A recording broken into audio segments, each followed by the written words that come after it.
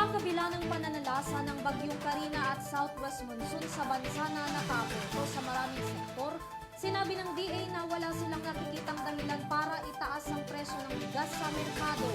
Ang buong detalye ng balita sa aking report. Tiniyak ng Department of Agriculture o DA na walang pagtaas sa presyo ng bigas sa mga pamilihan sa bansa.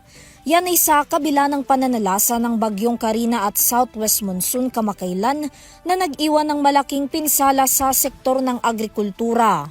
Ayon kay Agriculture Assistant Secretary at Spokesperson Arnel de Mesa, bagamat malaki ang naitalang pinsala sa naturang sektor kung saan libong magsasaka ang naapektuhan, hindi daw nito sakop ang supply ng bigas. Base sa pinakahuling monitoring ng DA, walang mga warehouse na nabaha sa pananalasa ng kalamidad. Matatag din daw ang nagdaang ani ng mga palay sa mga sakahan bago pa tumama ang bagyo kaya't walang nakikitang pagtaas sa presyo ng mga ito. Isa pa raw sa nakapagpatatag sa supply ang nakaraang inangkat na bigas mula sa ibang bansa na aabot ng hanggang 2.4 metric tons.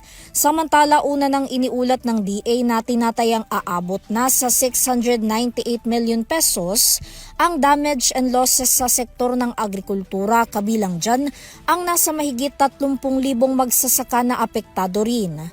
Sa ngayon naglalaro pa rin ang presyo ng bigas sa mga pamilihan sa Metro Manila sa 51 pesos hanggang 53 pesos para sa imported commercial well-milled rice, 47 pesos hanggang 48 pesos naman sa imported commercial regular milled rice, habang sa local commercial well-milled rice ay 45 pesos hanggang 55 pesos at regular milled rice na 45 pesos hanggang 50 pesos ang kada kilo ng bigas. Para sa UrTV News, Vanessa Cleofas sumasaludo sa bawat Pilipino.